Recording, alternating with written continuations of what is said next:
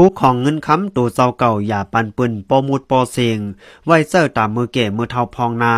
มีผู้ใจเข้าก็หนึ่งที่อันมันเหตุการณ์อยู่นั่นเป็นการคุดแห่คุดค้ำย้อนนั่นแหละพ้องนั่นมันใจก่อไล่เงินหลีเตว่า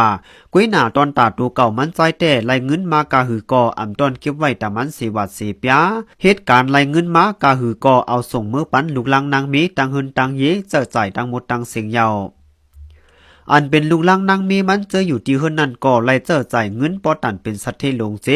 มีดังซื้อจะเตว่าเผื่อว่ามีมันไหลลู่หายตายกว่าเปียดเยานั้นมันใจก่อเท่าเยาเสอำไรเหตุการณ์ตีหมอกคุดแหคุดคำนั้นเยา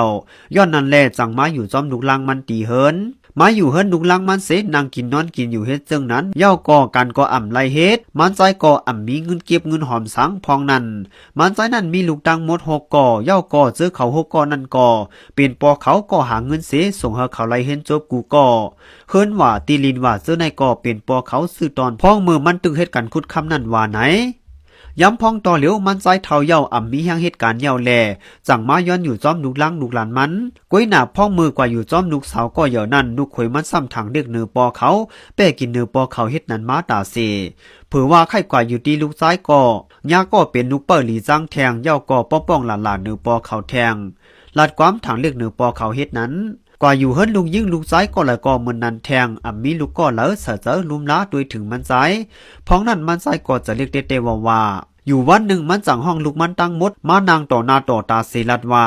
ปอเตอำอยู่เฮิรนตา1 ปีหน้าปอเตกว่าตีหมอคุดคำนั่นใต้ก็ปอเป็นเจ้าของหมอคำนั่นมันละเธอปอกว่าจอยกันมันปอยาวมันติดตอนโคตอนปอในว่าย้อนนั้นปอเตอำอยู่เฮิรนตา1 ปีหน้าพ้องนั่นก็เป็นลูกลังมันเจอนั่นก็จมเสือเสลาเธอปอเขากว่าเหตุการณ์กำเหลียวนางฮื้อเตอำปันตั้งหยับเขาตีเฮิรนนั่นแทงเขาย้ำป่นกว่า1 ปียาวกำนั่นก็ปอเขาติวตั้งตึกลงเสปอกมาเหินตึกลงนั่นก็แลบนักหนา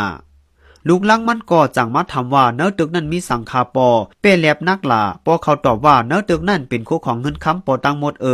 ลูกลังก็เลยลุมล้าด้วยถึงปอลิลีก็นั่นติเลยอำมวยเงินค้ำปอตั้งหมดตั้งเสียงลัดในลูกลังมันซึ่งหนังไหนย้ำนั้นลูกลังมันเจอนั่นก็อ่อนกันจุ่มเสือเสหับตอนปอเขาลุมลาปอเขาลิลีกำนั้นก็เป็นลูกยิงก็เหยอะก็ลัดว่าเตลุมลาปอเขาเป็นก้อนตั้งสุดย้อนนั้นสั่งเอาปอเขามืออยู่จอมตีเฮิรนพ้องมืออยู่ตีเฮิรนนั่นก็ลูกคอยก็มามีปันโหมาปอเขาลุมลาปอเขาลิเตว่าอ่ำดันสุดวันสังลูกก็ที่2ก็ขี่รถเสมาหาปอเขาเหล่ยาวมือตีเฮิรนอ่อนมืออยู่ตีเฮิรนลูกเปิ้ลตีเฮิรนนั่นก็หางแหนเขาหลีพักหวานเปิ้ลเนื้อเผือนั่นปอเป็นเนื้อกว่าเสียงพักเนื้อเผือนั่นก็อ่ำย้อม10 มีตันอยู่ไล่2 วันกุ้ยลูกสาวก็เรียกกอโทรมาจูปอเขาว่าเฮ็ดสั่งแลปอฮะมานอนตีเฮิรนดุกหลานในแทงลูกลังตั้ง6ก็หิมกันลุ่มลาปอเขาเอาอกเอาใจปอเขาเตว่าลุ่มลาปอเขาเฮ็ดนั้นมาถึงมาหลายปีก็ปอเขาก็ลิ้วหายตายกว่า